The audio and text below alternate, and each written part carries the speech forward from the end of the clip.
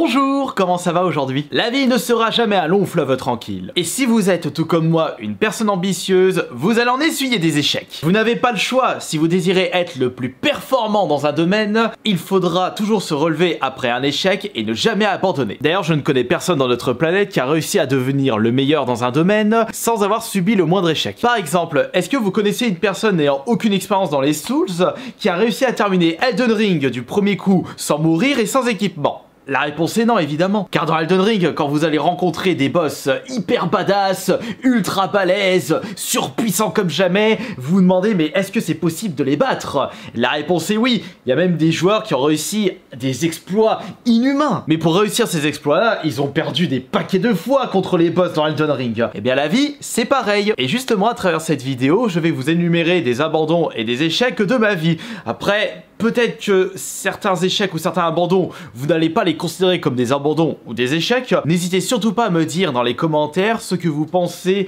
de mes échecs et de mes abandons. Après, je préchote le truc, il y a encore 36 000 commentaires qui vont me dire « Astérion, tes chaînes YouTube, ce sont des échecs, t'as pas réussi à avoir le million d'abonnés et blablabla. » Excusez-moi de pas faire partie des 500 personnes ayant obtenu le million d'abonnés en France. C'est une épreuve extrêmement compliquée, mais pas impossible. Et d'ailleurs, je suis toujours motivé pour atteindre ce million d'abonnés. Mais ce n'est pas pour d'autres domaines que j'ai littéralement abandonné ou que j'ai subi énormément d'échecs, ou les deux combinés. On va évidemment ouvrir le bal avec l'échec le plus connu de ma vie, c'est ma première évolution muscu. J'avais décidé de me prendre en vidéo une fois par jour pendant 1 an et le résultat n'était franchement pas convaincant. Ça a été un véritable échec parce que je n'allais pas à l'échec quand je faisais mes séances.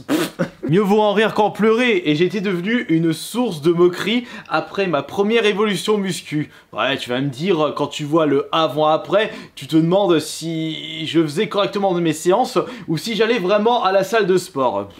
C'est pas un résultat dégueulasse, je garde quand même un corps plus que correct pour quelqu'un qui a bientôt 40 ans. Mais pour une personne qui allait entre 3 et 5 fois par semaine à la salle pendant X temps, non, c'est vrai que le résultat est franchement pas convaincant. Cette évolution muscu est un échec, mais pas un abandon, parce que j'ai décidé de reprendre sérieusement la salle de sport depuis un peu plus d'une semaine. Et d'ailleurs, je vous montre de suite le meilleur corps que j'ai pu obtenir durant mon prime personnel concernant la muscu. Et maintenant, je vous montre le corps à la reprise de la salle. Bon, il y a encore beaucoup de chemin à faire avant de récupérer mon prime muscu. Et de toute façon, mon objectif est de dépasser ce prime personnel. Il va falloir y aller à la salle, et plus souvent et de façon assidue, et pousser à l'échec et ne pas reproduire les mêmes erreurs afin d'éviter un second échec. Alors ça c'est très décevant, que ce soit pour moi, mais surtout pour vous. Cela concerne les conventions, et ce n'est pas qu'un seul échec, mais double échec. Lorsque j'avais constaté pour la première fois que des gros youtubeurs pouvaient être invités en convention, pour faire des séances de dédicaces avec les abonnés, pour pouvoir faire des interviews devant un public, je m'étais dit, si eux ils ont réussi, moi aussi je peux réussir. Je suis motivé comme jamais pour être invité à mon tour à des conventions. Et j'avais réussi. Il y avait des petites conventions qui commençaient à m'inviter pour faire des animations jeux vidéo. Et il y avait des grosses conventions qui commençaient à m'inviter. Et je crois même que la plus grosse convention m'ayant invité, c'était la Medinasia à Bruxelles en 2017. Problème, c'est que après 2017, j'ai commencé à subir une énorme vague de cyberharcèlement et les conventions commençaient à recevoir des grosses menaces de mort et ils avaient décidé de ne plus m'inviter. Il y avait tout plein de... Enfin, il y a eu une énorme toxicité autour de mon personnage, autour de mes chaînes YouTube. Donc, j'ai commencé à ne plus être invité en convention après ça. Donc ça, c'était le premier échec. Mais j'ai tenu tête, j'ai tenu bon et j'ai commencé à être réinvité quelques années plus tard. C'était après le COV, justement. Et je commençais à être réinvité. Là, il n'y a pas de souci. Sauf qu'à partir de 2023, je me suis pris des énormes diffamations, des conneries qui ont été débunkées depuis toutes ces années. Et qu'est-ce qui s'est passé? De nouveau, j'ai pu être invité par les conventions. Je dis, oh zut, bon bah c'est pas grave, j'irai dans les conventions en tant que visiteur, je préviendrai mes abonnés. Et problème, vous savez ce qui s'est passé il y a moins de 2 semaines? Eh bien, je me suis fait en pleine convention. Je savais que ça allait m'arriver un jour et ça va mettre un énorme frein pour la suite concernant les conventions. Je ne sais pas si après ça, une convention va souhaiter me réinviter pour leur sécurité et pour ma propre sécurité, ce qui est extrêmement dommage parce que il y avait toujours beaucoup de monde qui venait me voir. Enfin, j'étais toujours hyper heureux de me voir en convention, mais on dirait qu'il y a certaines personnes qui voulaient pas du tout me voir en convention pour X raisons, pour de l'ultra-toxicité, et ce n'est pas un abandon. Par contre, bonjour les échecs. Ah oui, j'avais oublié de vous préciser, dans ma liste d'abandons et d'échecs, je ne vais pas me focaliser sur les différents thèmes, ou plutôt concepts de vidéos, parce que on s'en sort plus. La liste risque d'être hyper longue, et puis je préfère me focaliser sur des choses beaucoup plus concrètes, comme par exemple des chaînes YouTube. En effet, je gère actuellement 3 chaînes YouTube, Astérion, Jonathan vous régale et AS Minotaur, mais j'avais déjà créé d'autres chaînes à l'époque. Et il existe une chaîne qui avait fait son tout petit bout de chemin, mais qu'on avait vite abandonné avec mon frère jumeau. Alors, ce bandana, vous pensez tout de suite aux fausses consoles de jeux vidéo, mais de base, ce bandana, c'était pour notre concept C'est copier, c'est coller, où on avait carrément repompé le concept joueur du grenier et on l'avait fait à notre sauce. Et on s'était focalisé avec Johan sur les jeux pouvant se jouer à 2 en même temps, pour des jeux d'aventure ou des jeux de combat, et on avait réussi à faire 3 épisodes en tout qui étaient sortis. Ouf, en plus je vous parle de ça, mais ça remonte à tellement longtemps, et ce n'était pas un échec parce qu'on avait quand même un beau succès. Il y avait beaucoup de personnes qui aimaient bien regarder nos épisodes de C'est copier, c'est coller. Le souci, c'est que c'était un abandon de ma part parce que ça me demandait beaucoup trop de travail. Entre le script, faire les tournages chez les parents, parce que Johan habitait encore chez nos parents à l'époque. Donc on passait toute la journée à tourner une vidéo. Je passais une journée, voire 2 jours à faire un script. Et je passais une journée entière à faire le montage d'une vidéo. Et c'est pour ce... Et comme je bossais à Castorama à ce moment-là, on a fait que 3 épisodes, je ne pouvais pas continuer à faire ça. Le manque de temps, et on va dire que la motivation était vite partie. Donc ça, ce n'était pas un échec, mais un abandon. Est-ce que le micro est bien branché? Est-ce que vous m'entendez bien? Bonjour, bienvenue pour ce nouveau live. Ouais, et ça, je ne pense pas que vous allez revoir cette phrase de ma part un jour. En effet, je vous ai parlé d'échecs, je vous ai parlé d'abandon, mais je ne vous ai toujours pas donné d'exemple des 2 combinés, c'est-à-dire échec plus abandon. Et cela concerne mon aventure Twitch. C'est bien simple, lorsque j'ai eu la fibre à mon domicile, c'était été 2018, le 1er août 2018, si je ne me trompe pas, je me souviendrai toujours de cette date. Je me suis lancé à fond dans le streaming parce que c'était quelque chose que je voulais tant faire, et de façon régulière. Pouvoir jouer à tous les jeux que je souhaite, tous les soirs, avec des gens qui apprécient ma personnalité, tout ça dans la joie et la bonne humeur. Ça, c'était sur le papier. Ce qui s'est passé pendant des années, bah, on va dire que la toxicité autour de ma chaîne Twitch était beaucoup plus présente que sur mes chaînes YouTube. Et ça, je ne pensais pas le ressentir sur Twitch plutôt que par rapport à YouTube. Et c'était vraiment une catastrophe. C'est-à-dire que j'ai eu énormément de soucis à cause de mes streams, c'est-à-dire il y a eu plein de clips sortis de son contexte, j'ai eu je ne sais pas combien de swatting, les multiples insultes, les menaces. Après, ce serait dommage de jeter la pierre à mon aventure Twitch, sachant que la majorité de mes mèmes sont issus de live Twitch, donc le train de la hype, le malade de l'hôpital qui se lève pour couper mes streams de... Sans oublier le Joker. Et tout le reste. Oui, c'est vrai que mon aventure Twitch, c'était quand même quelque chose de rocambolesque et assez épique. Mais que voulez-vous? Après 5 ans à streamer presque tous les jours. Le constat est sans appel, c'était un échec cuisant. Je n'ai jamais réussi à faire monter mon nombre de spectateurs. J'ai toujours tourné entre 100, 200 spectateurs. J'ai même diminué à 50 quand je jouais à Slay the Spire ou des jeux inconnus du grand public. Et je pouvais monter peut-être à 300, 400, si c'est pas plus, parce que je me tapais des dramas ou des gens qui se moquaient de moi. Donc au bout d'un moment, j'ai dit allez stop, ça sert à rien de continuer. Et j'ai abandonné mon aventure Twitch malgré toutes ces années.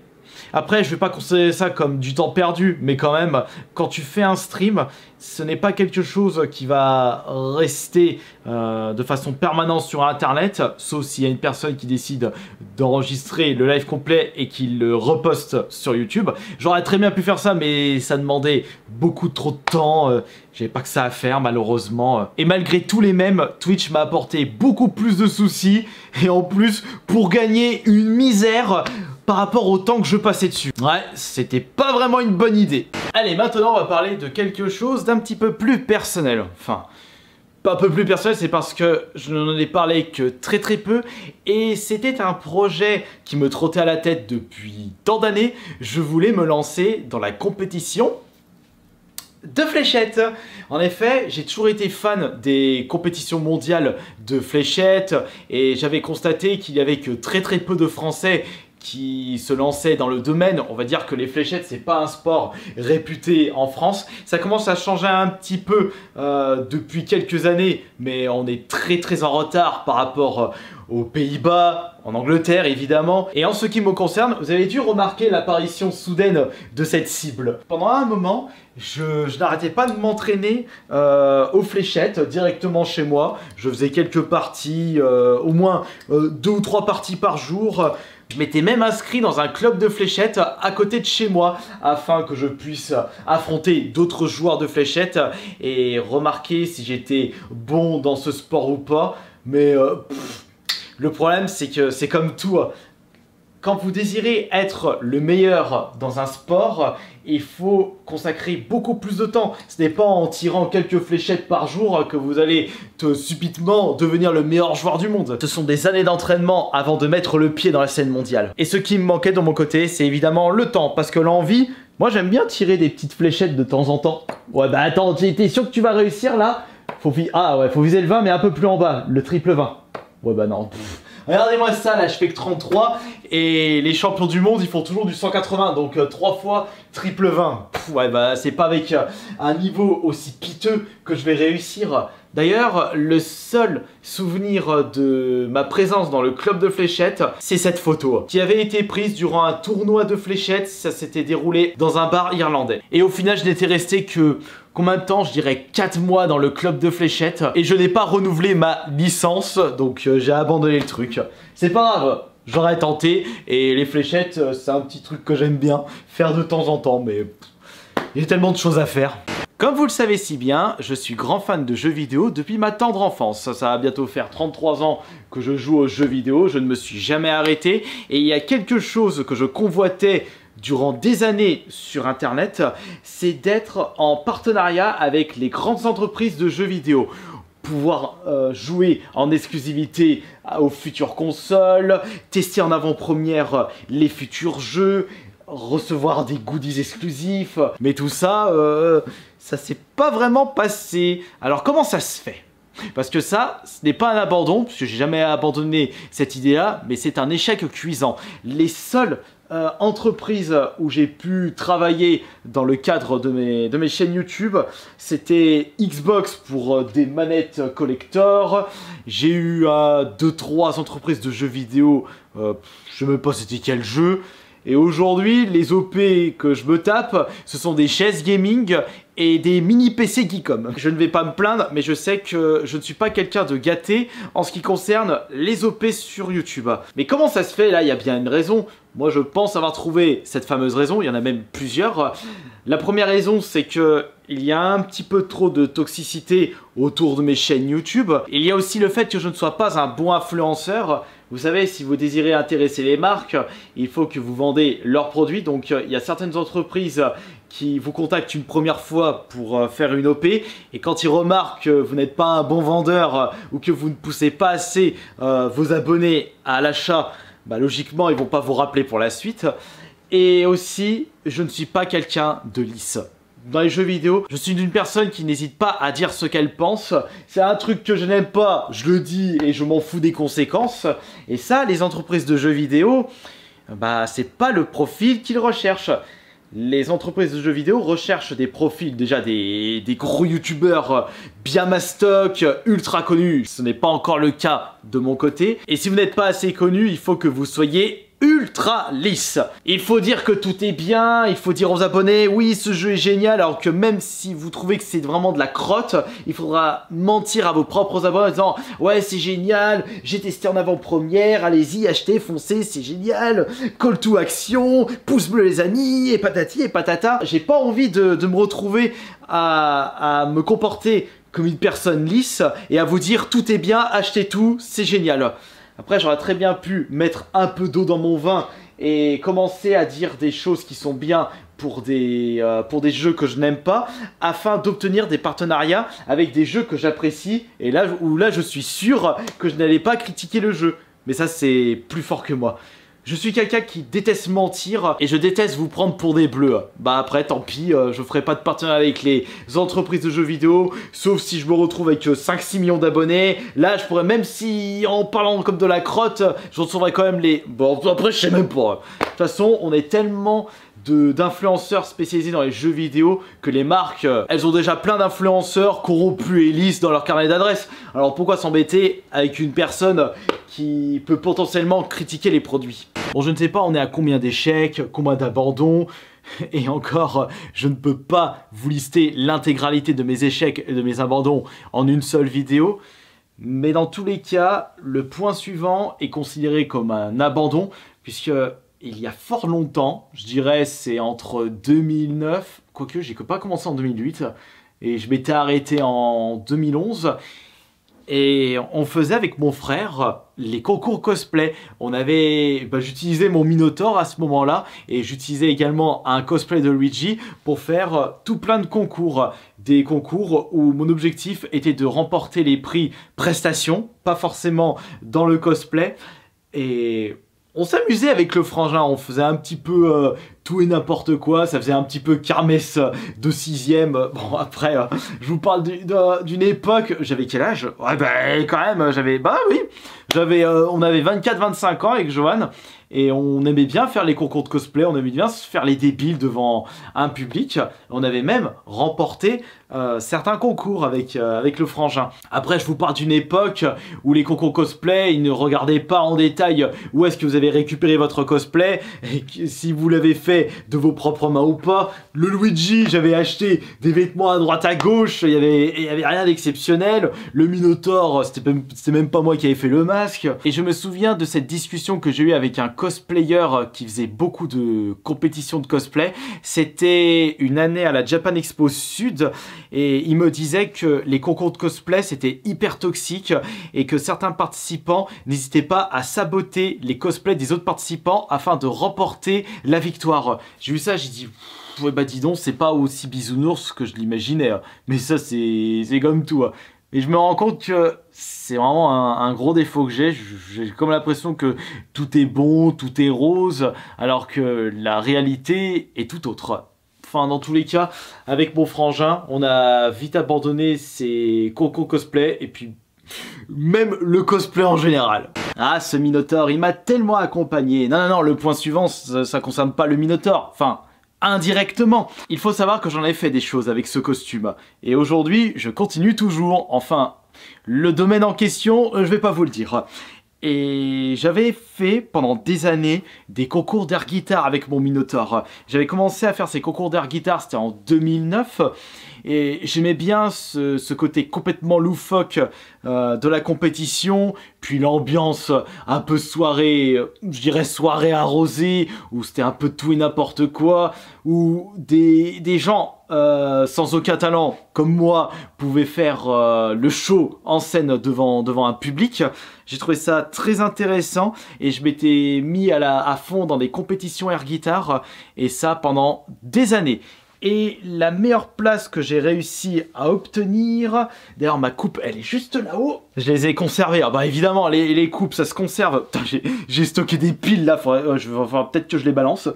Alors cette coupe c'était ma meilleure place, c'était la 3e place pour les championnats d'air guitare 2011, c'était Festival Beauregard à Caen. Et c'était la meilleure place que j'ai pu obtenir de mes années de compétition air guitare. Et ça, c'était ma première place, champion de air guitare au Silex. Donc c'était... Le Silex, c'était où déjà le Silex? C'était à... Ah! Comment il s'appelle le patelin là entre Paris et Lyon? C'est au-dessus de Dijon. Et je dirais que j'avais stoppé les compètes air guitare à partir de 2014. Donc c'était échec et abandon. Et il y a 2 ans ou 3 ans, j'avais décidé de reprendre les compétitions air guitare. J'avais fait juste une soirée sur Paris et c'était un véritable échec. Et à partir de ce moment-là, j'ai abandonné les compétitions air guitare. Et je pense pas que je reprendrai un jour. J'ai fait des milliers de vidéos, j'ai écrit 3 livres, je me suis mis à la musique, mais avant tout ça, je faisais du dessin. Et pas qu'un petit peu. J'ai dessiné je ne sais pas combien de fois, j'avais eu ma grosse période sur DeviantArt, d'ailleurs mon compte il est toujours disponible, et j'ai même un compte Furaffinity qui date de 2006, ce qui signifie que j'étais Fury avant de devenir youtubeur en janvier 2008. Ouais, ça remonte à tellement longtemps, et je faisais même des petites BD, regardez comme ça. Regardez, ah bah ça date pas d'hier. Ah bah oui, bah la ramasseuse de savon, je l'ai dessinée à fond. Et ça, regardez, je suis sûr que vous n'étiez pas encore né. Cette planche date de 19 mai 2006. Et on va dire que j'avais comme intention de devenir un grand dessinateur. Et je voulais avant tout dessiner des trucs ultra délirants qui n'avaient par moments aucun sens. Et le dernier truc que j'ai pu faire avec Procreate, c'est ça. C'est ce dessin. Un dessin que j'apprécie énormément. Regardez. Ça, c'est mon dernier dessin en date. Dessin terminé, je précise. Et il date de quand? Il date du 9 mars 2023. Donc ça a déjà plus de 2 ans. Et on va dire que ce projet d'être super fort au dessin, ça a été vite abandonné parce que tout comme beaucoup de domaines, il faut s'y consacrer à 100%. On ne devient pas grand dessinateur en dessinant sur quelques bouts de papier une fois tous les mois. Et j'avais également comme projet de faire un livre avec que mes dessins, mais par rapport aux droits d'auteur, l'IA qui commence à être de plus en plus performant, je voulais à un moment me spécialiser, enfin de me remettre à fond dans le traditionnel, parce qu'on est sûr que le tradi, ça ne peut pas être reproduit par l'IA, enfin pas encore, mais même ça, j'ai arrêté d'avoir cette idée en tête parce que c'est beaucoup trop de temps. Donc ce n'est pas un échec, mais c'est plus un abandon clair et net. Et puis à choisir entre me mettre dans le dessin ou me lancer dans d'autres formes d'art, je préfère continuer mon projet de musique et pourquoi pas me lancer dans un nouvel art comme la peinture. Et on va terminer avec une autre chaîne YouTube qui a été abandonnée après seulement 2 vidéos. Et d'ailleurs, c'est un petit peu une surprise que je voulais garder pour vous, pour toutes les personnes qui sont restées jusqu'au bout.